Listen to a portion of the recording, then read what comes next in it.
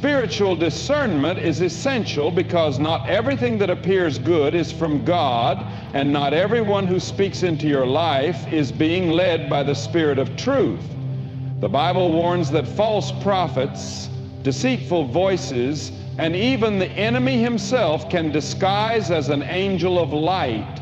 This means that without discernment, a person can easily be led astray, manipulated, or deceived by forces working against God's will. There are people in this world who carry spirits that are not of God. They may look harmless, they may even use religious language, but their words and actions are rooted in confusion, manipulation, and destruction. Some of them don't even realize they are being used by the enemy, but whether they are aware of it or not, their influence can pull you away from the truth.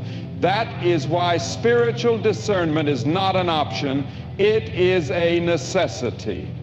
When Jesus walked the earth, he encountered people who outwardly appeared righteous, but inwardly were full of wickedness. The Pharisees knew the scriptures, they followed religious traditions, yet their hearts were far from God. Jesus did not waste time trying to explain himself to them. He knew their intentions. He saw through their words, and he recognized the spirit behind their accusations. This is the same wisdom believers need today. Not everyone who questions you is seeking the truth. Some are simply looking for a way to trap you, to make you doubt, to stir up confusion in your spirit. If you lack discernment, you will find yourself constantly defending your faith, explaining your actions, and trying to prove yourself to people who have no desire to understand. Discernment comes from walking closely with God. It is not something gained by intellect alone, nor can it be acquired simply by experience. It is a spiritual gift, and it grows as you spend time in prayer, in the Word, and in the presence of God. The more you align yourself with the Spirit of God, the more you will recognize when something is not right. You will feel it in your spirit when a conversation is meant to pull you into unnecessary strife. You will sense it when a person's words are laced with deception. You will recognize when the enemy is trying to use someone to weaken your faith. Many believers fall into the trap of trying to reason with spirits that have already rejected the truth. They engage in endless debates, hoping that logic will change a heart that has been hardened. But the enemy does not operate in logic. He operates in deception. No amount of explaining will convince a person whose spirit is closed off to God. This is why Jesus warned against casting pearls before swine. It is not because the truth is not valuable, but because those who refuse to receive it will only trample on it and turn against you. The enemy wants you to waste your time arguing with people who have no intention of hearing the truth. He wants you distracted, frustrated, and drained. But God has called you to walk in wisdom. There is a time to speak, and there is a time to remain silent. There is a time to share the truth, and there is a time to walk away. When Jesus was tempted in the wilderness, he did not entertain the devil's questions. He responded with the Word of God, and he moved forward. He did not linger, he did not explain, and he did not try to convince the enemy of who he was. This is the example believers must follow. You do not owe an explanation to those who are being used to distract and deceive. Your responsibility is to walk in truth, to stand firm in faith, and to listen to the voice of God above all others. If you do not develop discernment, you will find yourself constantly entangled in unnecessary battles, wasting energy on people who do not want to see the light. But when you walk in discernment, you will recognize the tactics of the enemy and refuse to engage in fruitless conversations. Some of the greatest attacks against your faith will not come from obvious enemies, but from those who appear well-intentioned. They will come with kind words, with deep questions, with flattering speech, but their spirit will be in opposition to God's truth. This is why discernment is essential. It protects you from deception. It keeps you from unnecessary conflict. And it allows you to stay focused on the path God has set before you. The Bible tells us to test every spirit, to weigh every word, to measure everything against the truth of God's word. It does not say to accept everything at face value. There are voices that will try to pull you off course, voices that will make you question what God has spoken to you. But when you have discernment, you will recognize what is from God and what is not. You will not be easily shaken, you will not be easily deceived, and you will not waste time explaining yourself to spirits that have already rejected the truth. Jesus faced opposition from the moment he began his ministry. Though he came with a message of love, salvation, and truth, there were those who rejected him, challenged him, and sought to destroy him. The religious leaders of his time, men who were supposed to represent God, became his greatest enemies. They could not deny his miracles, they could not disprove his wisdom, but their hearts were hardened and they refused to believe. They tested him with trick questions, hoping he would say something they could use against him. They accused him of blasphemy, of lawlessness, of being possessed by demons. No matter what he did, no matter how clearly he revealed the truth, they opposed him at every turn. Jesus understood that some people were not looking for truth. He knew that no amount of explanation would satisfy those who had already made up their minds to reject him. When the Pharisees demanded a sign, he refused to perform miracles just to prove himself. When they questioned his authority, he did not argue with them. He spoke the truth boldly, but he did not waste time explaining himself to those who had no desire to listen. Even when he stood before Pilate, falsely accused and sentenced to death, he remained silent. He could have defended himself. He could have called down legions of angels to rescue him, but he knew his purpose. He knew the opposition was part of the path he had to walk. The opposition against Jesus did not only come from religious leaders, it came from his own people. The very ones he came to save rejected him. They praised him when he performed miracles, but they turned against him when he spoke hard truths. When he fed the 5,000, they followed him eagerly. But when he told them that he was the bread of life, many walked away. The same crowd that shouted Hosanna as he entered Jerusalem later cried out, "Crucify him!" Their loyalty was shallow. Their faith was temporary, and when they were given a choice, they chose Barabbas over the Son of God. Even those closest to Jesus struggled to stand with him. Peter, the disciple who declared he would never deny Christ, denied him 3 times in one night. Judas, one of the 12, betrayed him for 30 pieces of silver. When Jesus was arrested, his disciples scattered in fear. He stood alone before his accusers, facing the hatred of men who should have recognized him as the Messiah. Yet, in the face of all this opposition, he did not waver. He did not change his message to please the crowds. He did not back down to avoid conflict. He did not soften the truth to make it more acceptable. He remained faithful to his mission, knowing that the rejection of men did not change the truth of God. Opposition did not stop Jesus from fulfilling his purpose. He healed on the Sabbath, even when the religious leaders condemned him for it. He spoke to sinners and outcasts, even when it ruined his reputation in the eyes of the self-righteous. He preached against hypocrisy, even when it made powerful enemies. He knew that standing for the truth would bring resistance. He knew that people would hate him, misunderstand him, twist his words, and falsely accuse him. But he never allowed opposition to silence him. Jesus warned his followers that they too would face opposition. He said, "If the world hates you, keep in mind that it hated me first." He knew that the same forces that worked against him would work against those who follow him. The enemy does not attack those who are walking in darkness.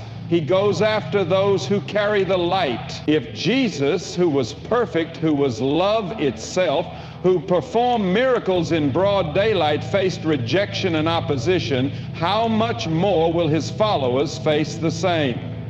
The opposition against Jesus was not a sign that he was wrong, it was proof that he was right. The darkness does not welcome the light. The enemy does not celebrate the truth. Those who are comfortable in sin do not rejoice when righteousness is revealed. That is why those who walked in darkness despised him. That is why those with hardened hearts resisted him. That is why the world still tries to silence his name today. The opposition Jesus faced did not define him, and it did not stop him. He knew who he was. He knew his purpose. He knew that no amount of resistance could change the truth. He walked through opposition with authority, with confidence, with unwavering faith. He did not waste time explaining himself to those who refused to see. He did not seek approval from those who would never give it. He stayed on the path God had set before him, knowing that no amount of opposition could stop what God had already ordained. Not every battle is yours to fight. There are times when people will challenge you, question you, provoke you, and try to drag you into conflicts that have nothing to do with your purpose. Some arguments are designed to drain you, not to enlighten you. Some confrontations are meant to pull you off course, not to build you up. The enemy knows that if he can keep you fighting unnecessary battles, he can keep you distracted from the real war.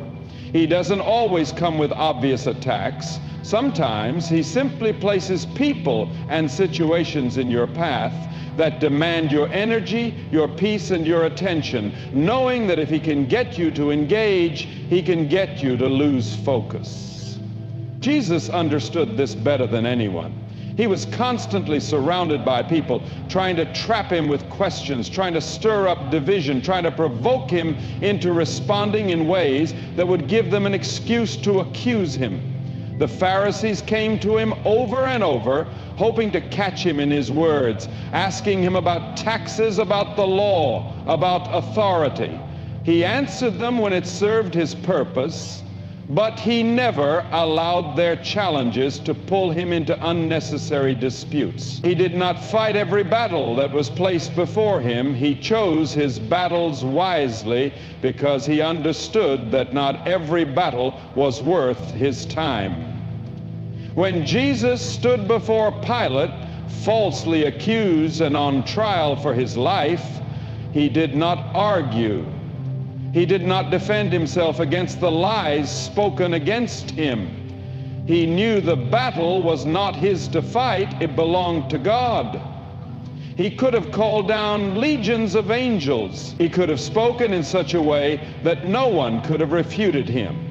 But he stood silent because he understood that the greater victory was in surrendering to the will of God rather than engaging in a fight that would not change the outcome. Many believers waste their strength on the wrong battles.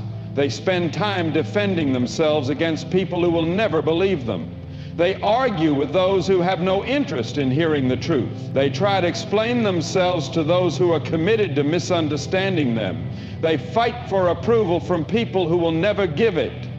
They allow their emotions to be stirred by every insult, every false accusation, every attack that comes their way, forgetting that some battles are meant to be ignored, not fought. There are times when the enemy will use people to provoke you, not because the argument itself matters, but because he knows that if he can get you emotionally involved, he can get you off track. He will use small offenses to create division. He will use personal attacks to stir up bitterness. He will use lies to make you feel the need to defend yourself.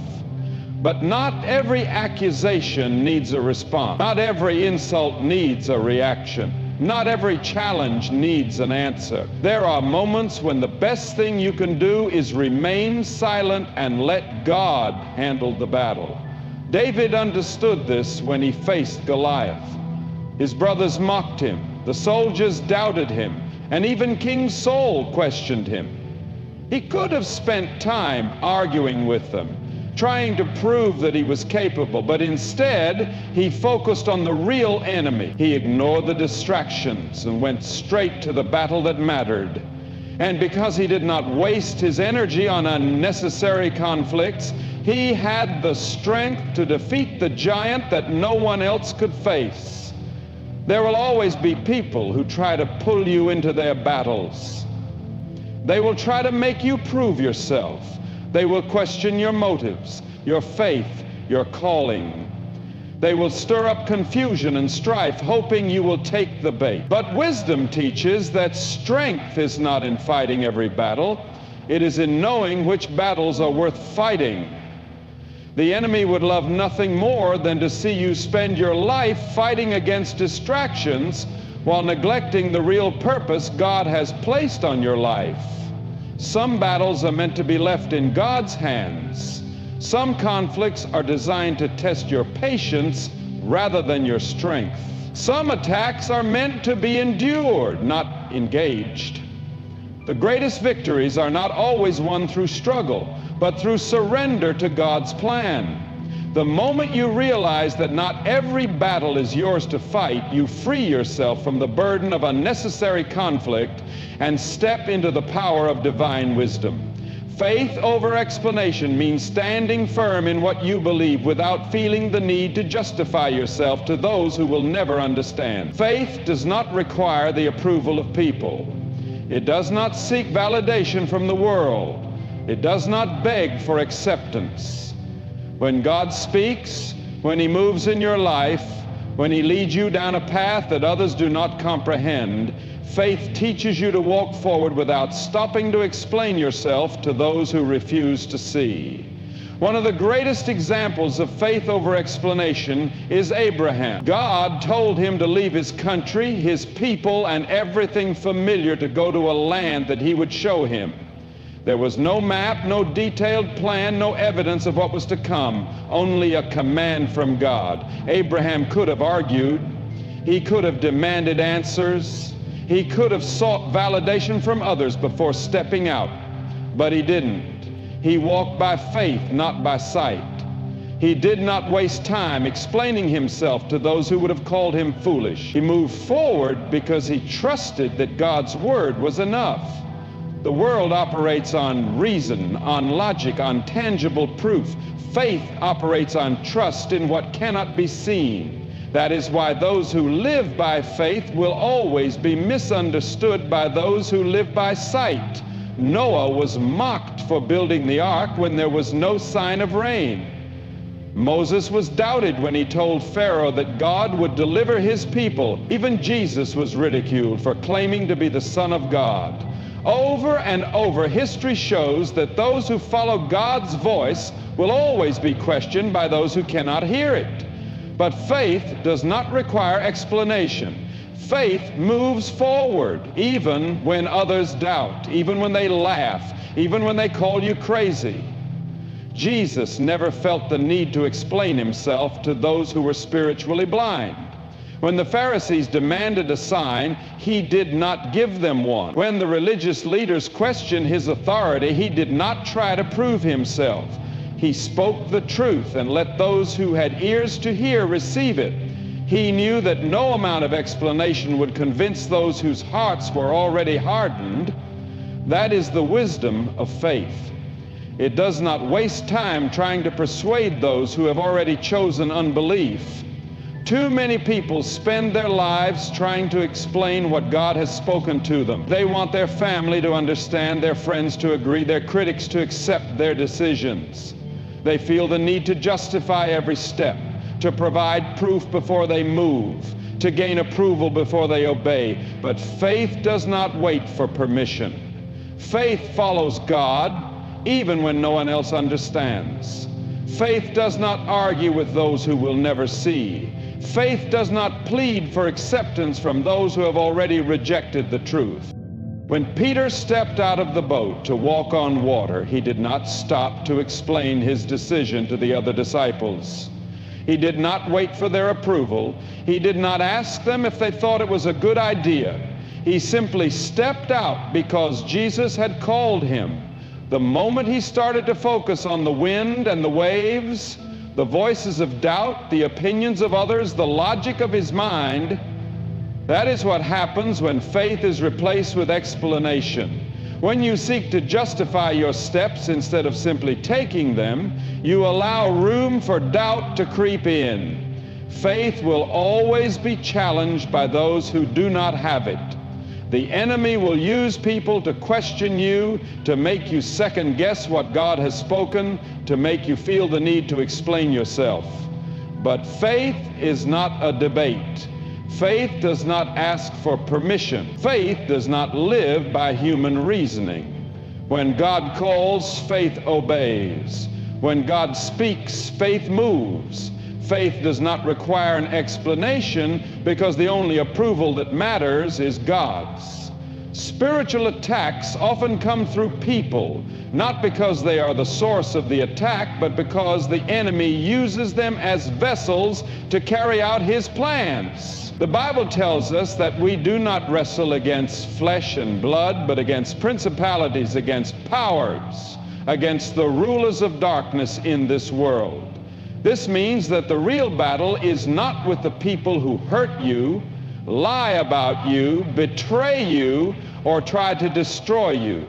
The battle is with the unseen forces working behind them, influencing their actions, using their words, and fueling their hatred. The enemy knows that one of the easiest ways to shake your faith, steal your joy, and pull you away from your purpose is to use people to attack you.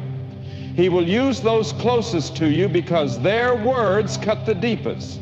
He will use people in authority because their rejection carries weight. He will use strangers to discourage you, to plant seeds of doubt, to make you question yourself. If he cannot stop you directly, he will send people to do his work for him. And if you are not spiritually discerning, you will waste your energy fighting people instead of recognizing the real enemy behind the attack. Jesus experienced this throughout his ministry.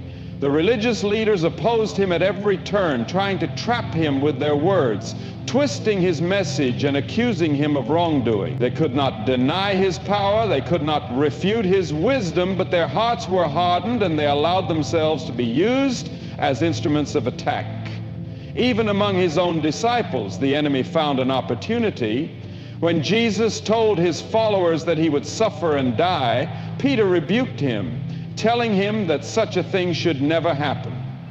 But Jesus recognized the real source of the words and responded, "Get behind me, Satan." He was not calling Peter the devil, but he was addressing the spirit that was influencing him at that moment.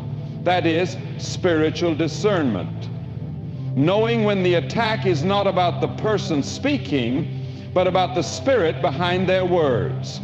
Judas is another example. He walked with Jesus, heard his teachings, saw his miracles, yet in the end he allowed himself to be used as a tool of betrayal. The Bible says that Satan entered into Judas, and from that moment he set out to betray the Son of God. The enemy needed someone on the inside, someone close enough to Jesus to hand him over, and he found that opportunity in a man who had already opened his heart to greed and deception. This is how spiritual attacks work. The enemy looks for weaknesses, for open doors, for unresolved bitterness, for unchecked pride, and he uses people who have already given him access to carry out his attacks. Many believers struggle with anger and resentment because they take spiritual attacks personally. They spend years holding grudges against people who hurt them, never realizing that those people were being used by something much greater than themselves. This is why Jesus could pray for those who crucified him, saying, "Father, forgive them, for they do not know what they are doing." He understood that they were being used. He knew that their actions, as painful as they were part of a larger spiritual battle. He did not waste time hating them because he saw beyond the physical attack to the spiritual war behind it. If you are walking in obedience to God, you will face opposition. The enemy does not attack those who are walking in darkness. He goes after those who carry the light. He will send people to distract you, to provoke you, to test your patience, to discourage you, to make you question what God has spoken to you. He will use those closest to you to plant seeds of doubt, to make you feel unworthy, to stir up conflict in your spirit. If you do not have discernment, you will find yourself fighting people instead of recognizing the real battle. You will waste your energy in arguments, in frustration, in bitterness, instead of standing firm in the truth and resisting the enemy's schemes. The Bible tells us to put on the full armor of God so that we can stand against the attacks of the enemy. It does not say to fight every person who opposes us. It does not say to argue with every critic, to defend ourselves against every false accusation, to prove ourselves to those who misunderstand us. It says to stand firm, to resist the devil, to walk in truth, to cover ourselves with righteousness, to guard our hearts, to stay in prayer. This is how you fight a spiritual attack. Not by battling the people being used against you, but by standing in the authority that God has given you. Spiritual attacks often come through people, but they do not define you. They do not have the power to stop what God is doing in your life. They do not have the authority to cancel your calling. When you recognize the battle for what it is, you stop reacting in the flesh and start responding in the spirit. You stop wasting time trying to explain yourself, trying to win arguments, trying to prove your worth, and you start focusing on the real fight, the one that is not against flesh and blood, but against the unseen forces working behind the scenes. Guard your peace and your purpose, because the enemy will do everything he can to steal them from you. If he cannot stop you from believing, he will try to make you restless. If he cannot take away your calling, he will try to distract you from it. He knows that a believer who is at peace and walking in their purpose is dangerous to his kingdom. That is why he sends people, situations, and thoughts to shake you, to make you doubt, to pull you away from what God has assigned you to do. Peace is not just the absence of trouble, it is the presence of God in the middle of it. It is the kind of peace that allows you to sleep in the storm, to stand in the fire, to walk through the valley without fear. It is the kind of peace that Jesus had when he stood before Pilate, falsely accused, but completely calm. He did not defend himself. He did not argue with his accusers. He did not let their lies disturb his spirit. He knew who he was, and he knew that no amount of opposition could change his purpose. That is the peace the enemy wants to take from you. He wants you to live in anxiety, constantly defending yourself, constantly explaining yourself, constantly feeling the need to prove yourself. But the moment you give in to that battle, you lose your focus. The enemy does not need to destroy you if he can distract you. If he can keep your mind occupied with things that do not matter, if he can get you caught up in unnecessary drama, if he can stir up conflict in your heart, he can pull you away from your purpose without you even realizing it. That is why you must be careful about what you allow into your spirit. You must be careful about the conversations you engage in, the battles you fight, the energy you give to things that do not serve your calling. Jesus never let distractions pull him away from his mission. He did not waste time arguing with those who had already made up their minds to reject him. He did not chase after people who walked away from him. He did not explain himself to those who had no desire to understand. He stayed focused on what God had sent him. That is the example we must follow. There are people who will try to disrupt your peace. They will test you, provoke you, misunderstand you, lie about you. The enemy will use them to pull you into arguments, to make you react in ways that take your focus off of God. That is why you must guard your peace. You must recognize when a situation is a trap, when a conversation is not worth having, when a battle is not yours to fight. Some things are meant to be ignored. Some words are meant to be left unanswered. Some people are meant to be loved from a distance. Guarding your peace is not weakness, it is wisdom. It is knowing when to walk away, when to be silent, when to let God handle what is beyond your control. It is choosing prayer over retaliation, choosing stillness over restlessness, choosing faith over the need to prove yourself. The world will tell you to fight every battle, to respond to every critic, to defend yourself against every accusation. But Jesus showed us a different way. He showed us that true strength is not in proving yourself to people, but in trusting yourself to God. Your purpose is too important to be disrupted by unnecessary battles.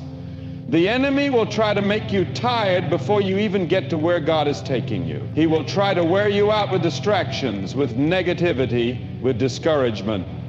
But you must guard what God has placed inside you. You must protect your anointing, your time, your mind. You must be careful about who you allow to speak into your life, about what you meditate on, about what you entertain. Guarding your peace and your purpose means walking with discernment. It means recognizing when the enemy is trying to stir up confusion. It means knowing when to be still, when to speak, when to move, and when to wait. It means keeping your eyes on God and refusing to let anything or anyone pull you off course. Peace is a weapon. Focus is a weapon. When you refuse to let the enemy steal them from you, you walk in the authority and power that God has given you. Let your life be the answer, not your words, not your explanations, not your defenses. The world is full of questions. Questions about faith, about truth, about God's power and His presence. People will challenge you. They will question what you believe. They will demand proof. They will want explanations. But the greatest response to all of it is not an argument. It is a life that reflects the presence of God. Jesus did not waste time trying to convince people who had already hardened their hearts. He did not chase after the Pharisees, begging them to believe. He did not argue with every critic who doubted His authority. He simply lived out the truth. He healed the sick. He raised the dead. He set the captives free. His actions answered every question. His life was the proof. That is the same calling we have. We are not called to spend our time trying to persuade those who refuse to see. We are called to walk in such a way that our very lives answer the questions of the world. There are people who will demand explanations for your faith. They will want to know why you trust in a God you cannot see. They will challenge your belief in His promises when life gets difficult. They will mock your obedience when you follow God's voice, even when it does not make sense to them. But explanations will never be enough for those who do not want to believe. Words can be twisted, arguments can be ignored, but a life that bears the fruit of faith cannot be denied. When you walk in peace in the midst of storms, when you remain steadfast in trials, when you love those who hate you, when you live with joy despite your circumstances, your life becomes the answer that no one can refute. The disciples did not convince the world with debates. They changed it by the way they lived. They were beaten, imprisoned, rejected, and persecuted, but they did not waver. They did not waste time trying to explain themselves to those who had already made up their minds. They simply lived out their faith, and because of that, the power of God moved through them. That is why people took notice. That is why the church grew.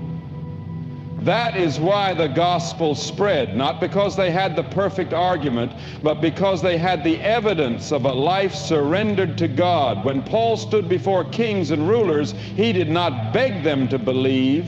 He testified about what God had done in his life. He did not try to prove his calling.